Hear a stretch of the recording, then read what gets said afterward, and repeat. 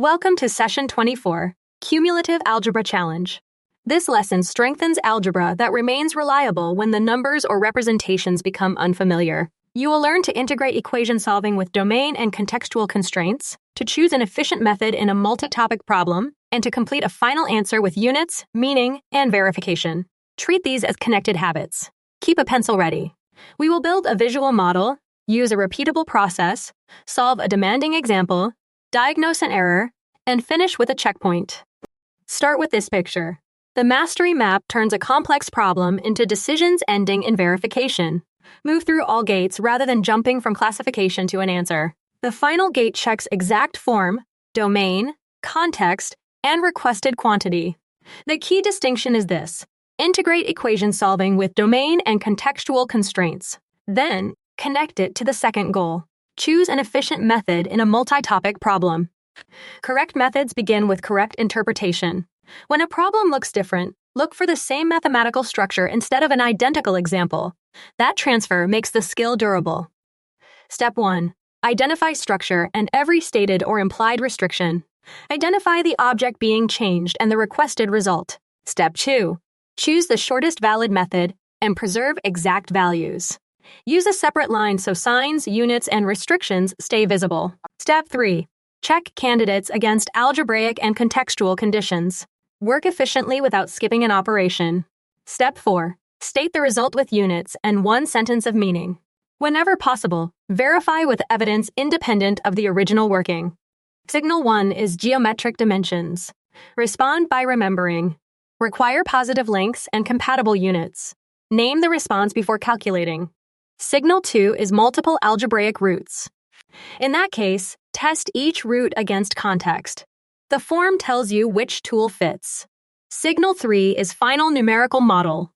Remember, report what the number represents. This separates plausible from valid answers. If you cannot name the signal, slow down. Deliberate classification is faster than repairing rushed algebra. Here's the challenge. A rectangle has length x plus 4, width x minus 2, and area 48 square units. Find its dimensions.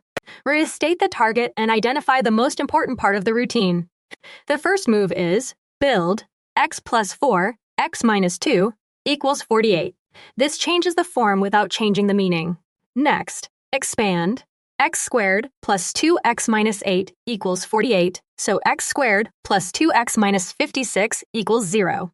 Keep the relationship visible and apply the operation to every required term. Now audit distribution, signs, copied values, and restrictions. A brief midpoint check is cheaper than rebuilding the solution. Continue with the third step.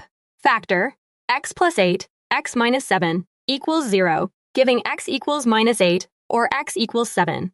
State what the transformed line tells you. Complete the argument. Reject minus 8.